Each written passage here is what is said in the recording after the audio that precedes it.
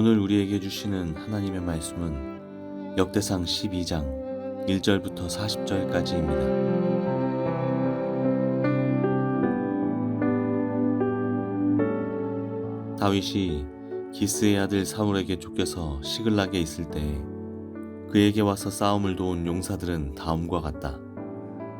이들은 좌우 양손으로 무림의 돌도 던질 줄 알며 화살도 쏠 줄 아는 사람들로서 활로 무장을 한 사람들인데 베냐민 지파 사울의 일족이다.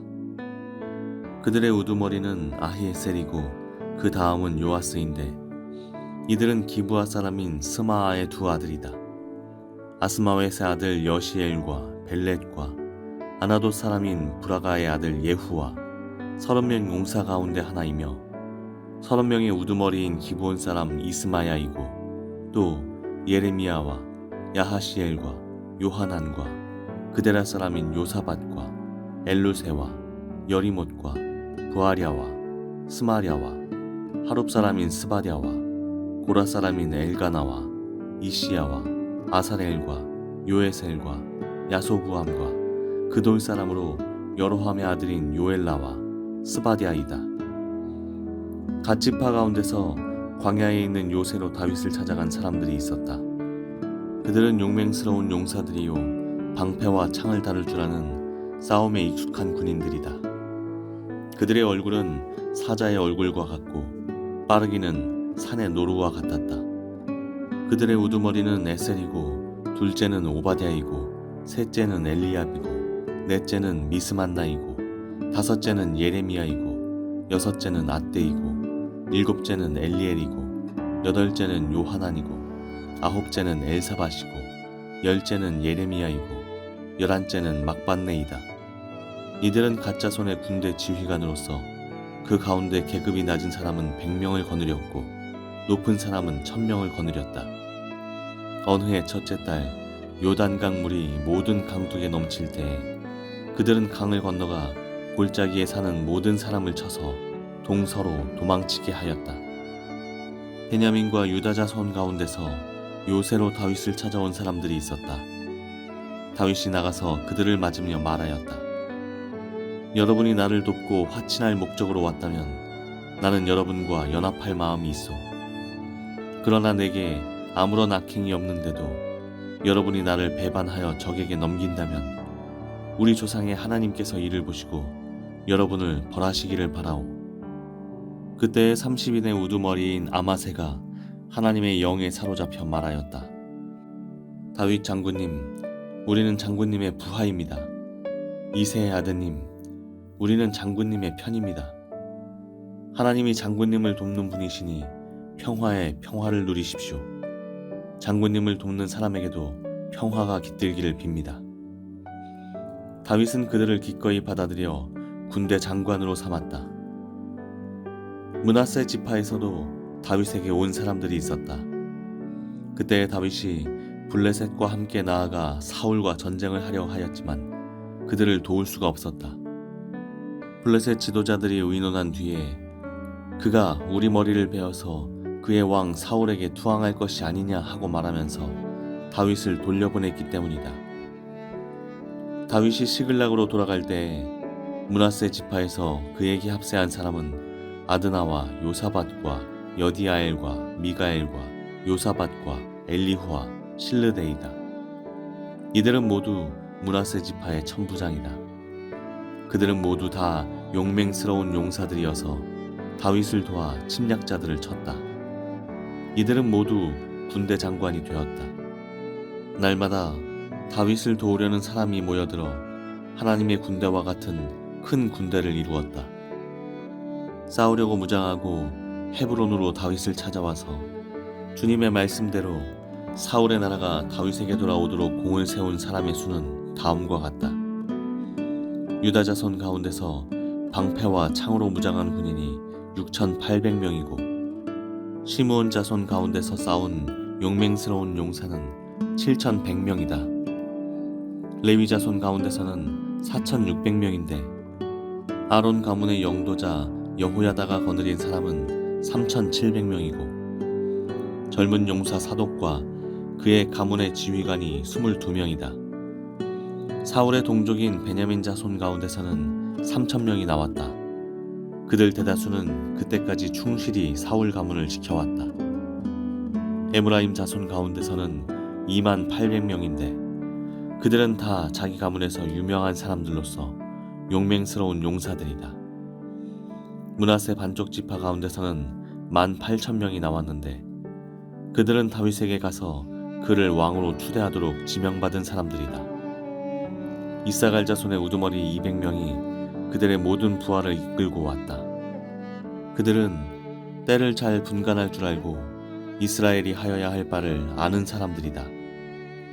스불론에서는 갖가지 무기로 무장하여 전투 채비를 갖추고 두 마음을 품지 않고 모여든 군인이 50,000명이다. 납달리에서는 지휘관이 1,000명이고 그들과 함께 창과 방패를 들고 온 사람이 37,000명이다. 단에서는 전투 채비를 한 군인이 28,600명이 나왔다. 아셀에서는 전투 채비를 하고 나온 군인이 40,000명이다. 요단강 동쪽에 있는 루벤과 갓과 므낫세 반쪽 지파에서는 갖가지 무기를 가진 군인이 120,000명이 나왔다. 전투 채비를 한 이 모든 군인이 다윗을 온 이스라엘의 왕으로 추대하려고 충성된 마음으로 헤브론으로 왔다. 그 밖에 남은 이스라엘 사람도 모두 다윗을 왕으로 추대하는 데 뜻을 같이 하였다. 그들의 동족이 음식까지 마련하여 주어서 그들은 거기에서 다윗과 함께 사흘을 지내며 먹고 마셨다.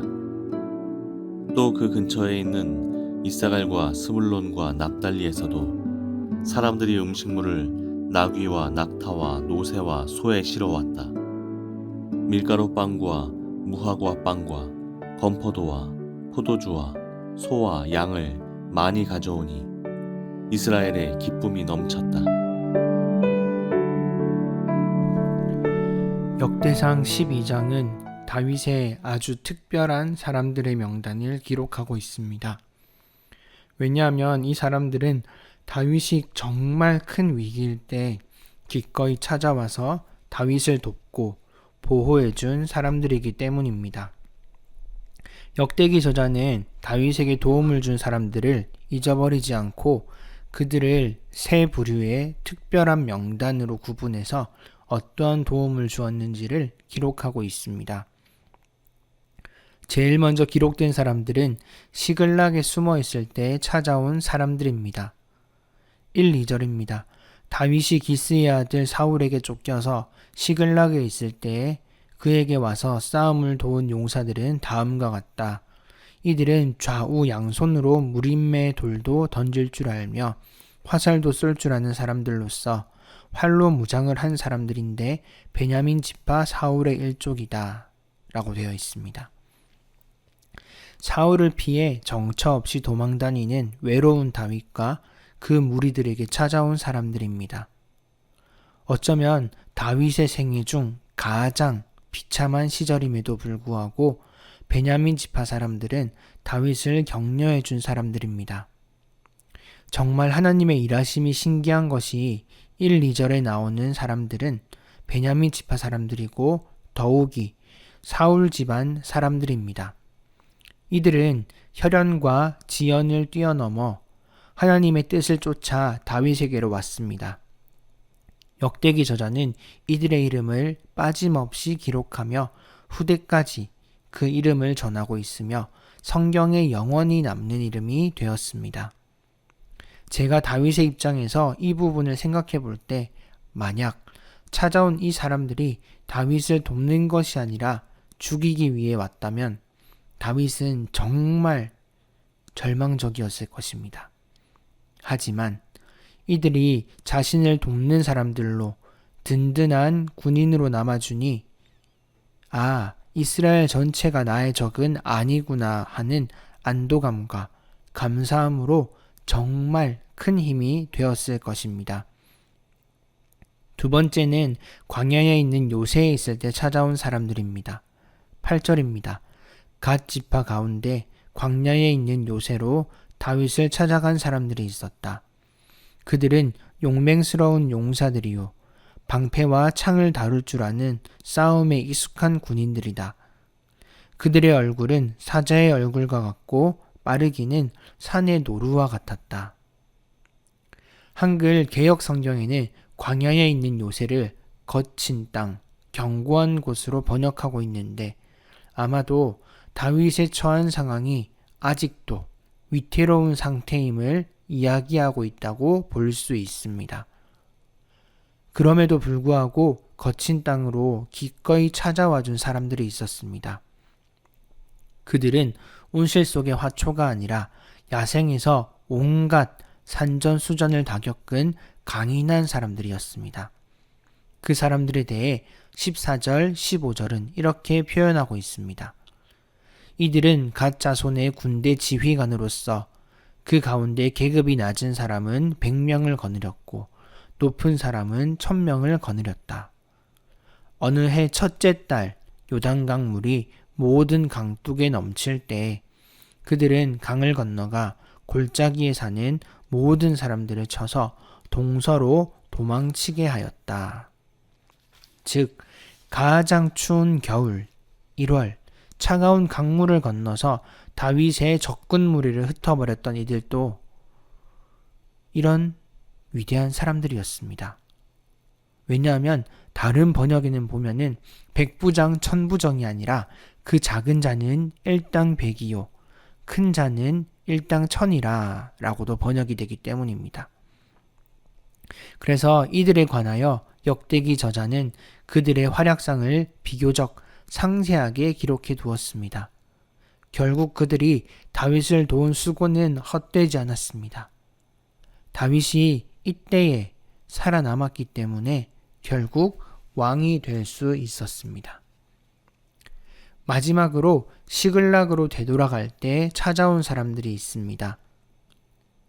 20절 21절입니다. 다윗이 시글락으로 돌아갈 때에 므낫세 지파에서 그에게 합세한 사람은 아드나와 요사밧과 여디아엘과 미가엘과 요사밧과 엘리후와 실르데이다. 이들은 모두 므낫세 지파의 천부장이다. 그들은 모두 다 용맹스러운 용사들이어서 다윗을 도와 침략자들을 쳤다. 이들은 모두 군대 장관이 되었다. 사실 므낫세 지파는 전쟁하면 가장 강력한 지파였습니다. 이 부족시대 때 말입니다. 그런데 거기에 있던 강력한 사람들이 다윗을 도우러 온 것입니다. 이 사람들이 합류한 시점은 다윗이 아기스 왕을 도와서 출병하려고 했을 때, 즉 블레셋 편에 서서 할 수 없이 전쟁을 해야 했을 때 블레셋 방백들에게 반대당해서 출병을 거절당한 때입니다. 곧 장수로서의 자존심에도 큰 손상을 입었을 때입니다.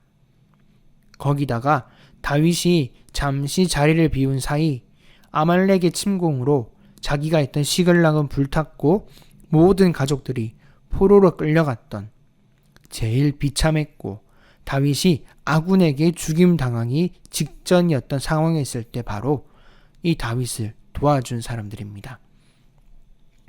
역대기 저자는 이때 다윗을 도운 사람들의 이름을 빠짐없이 기록합니다. 그리고 이렇게 마무리합니다. 22절입니다. 날마다 다윗을 도우려는 사람이 모여들어 하나님의 군대와 같은 큰 군대를 이루었다. 결국 우리가 읽은 이 전체의 말씀을 보시면 역대기 저자는 다윗이 가장 힘들 때 찾아와 준 그들을 하나님의 군대와 같다라고 표현하고 있습니다.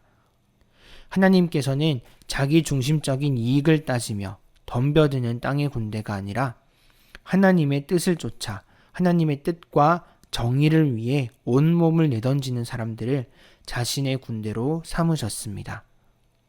마치 강도 만난 자의 유일한 이웃이 되어주었던 선한 사마리아인처럼 하나님께서는 다윗의 어려움을 보고 순수하게 도와준 그 사람들을 특별한 사람들로 인정하셔서 길이길이 기록하셔서 알리셨습니다.